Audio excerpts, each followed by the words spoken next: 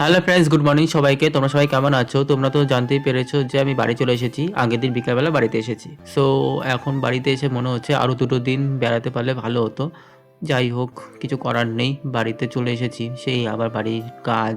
কিছু করার নেই, দিদা এদিকে ঘুম থেকে তুলে দিয়েছে। ঘুম থেকে ওঠার পর বিছানাটা ঠিকঠাক করে দিলাম, তারপরে চলে গেছিলাম বাথরুমে। বাথরুম থেকে ফ্রেশ হয়ে চলে এসেছি। এখন মিষ্টি জলটা খেয়ে নেব।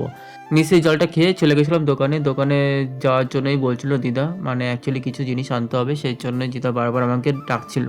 তাই আমি দোকানে চলে গেছিলাম, দোকান থেকে জিনিসগুলো নিয়ে চলে এসেছি। আসার পর দেখছি দিদা লেবু আর শসা কেটে রেখেছে টেবিলে, সেইগুলো এখন খেয়ে নেব। এই দেখো রাখা ছিল টেবিলে, শসাটাই বেশি কেটেছে আর লেবু একটা কেটেছে। আমি দুটো খেতে পারি না, আমি একটাই খাই। তারপরে বসেছিলাম, তারপরে দিদা কিছুক্ষণ পরে ভাত দিয়ে দিয়েছে। আজকে ভাতের সাথে ছিল চিকেন, ডাল আর ভেন্ডি ভাজা। ভাত খাওয়ার পর চলে যাব এখন বাইরে। বাইরে যাওয়ার কারণটা হচ্ছে নখ কাটবো। হাতের নখগুলো বড় বড় হয়ে গেছে, দুদিন পর পরই নখগুলো বড় হয়ে যায়।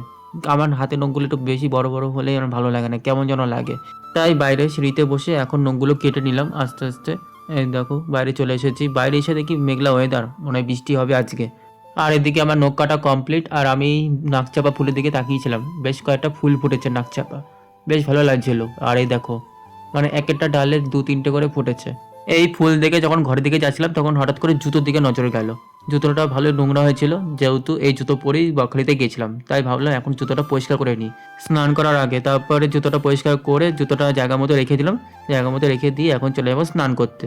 তারপরে স্নান টান করে এসে দেখা হচ্ছে। আর এই দেখো স্নান টান করে চলে এসেছি। স্নান করে আসার পরে দিদা আমাকে বলছে, কি রে গুঁড়ো শরবত খেয়েছিস? ফ্রিজে তো গুঁড়ো শরবত রাখা ছিল। আমি বললাম খাইনি, আমি ভুলে গেছিলাম। তারপরে আর কি, এখন খাচ্ছি। এখন ফ্রিজ থেকে বের করে নিলাম, ফ্রিজ থেকে বের করে ভালো করে একটু গুলিয়ে নিয়েছিলাম। তারপর এখন খেয়ে নিয়েছিলাম, খেয়ে দিয়ে তারপরে বসেছিলাম। বসে বসে দিয়ে কী ভাবছিলাম যাই না। তারপরে একটু শুয়েও ছিলাম। তারপরে এই করতে করতে প্রায় বিকেল হয়ে গেছে। যে বিকেল হলো আমি রেডি। রেডি হওয়ার কারণটা হচ্ছে টাকা তুলতে যাব। অ্যাকচুয়ালি আমার কাছে ক্যাশ টাকা ছিল না, দিদার কাছেও ছিল না। দিদা বলছে এটিএম থেকে তুলে নিয়ে।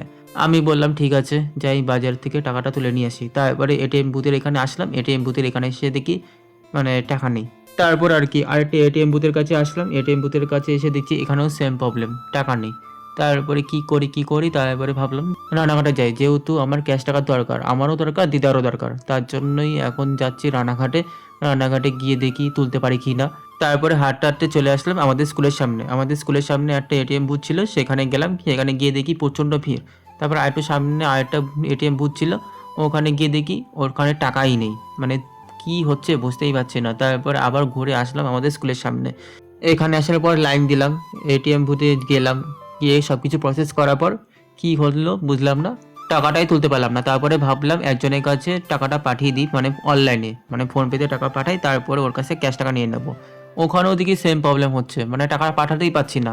মনে হয় ট্রানজ্যাকশানে কোনো প্রবলেম হচ্ছে, এর জন্য মনে হয় ব্যাংকে যেতে হবে। তারপরে বাড়ি চলে আসলাম। বাড়ি এসে দিদাকে বললাম এরকম এরকম হয়েছে, এখন টাকা তুলতে পারছি না, ব্যাংকে যেতে হবে। তারপরে হাত মুখ ধুয়ে চলে আসলাম ওপরে। ওপরে এসে কিছুক্ষণ স্টাডি করলাম। তারপর ঘন্টাখানেক পর দিদা নিচ থেকে ডাকছিল খাওয়ার জন্য। চলো এবার যাই নিচে, নিচে গিয়ে খাওয়া দাওয়া করে নিই। আজকের জন্য এইটুকুই, দেখা হচ্ছে পরের ব্লগে। টাটা সবাইকে।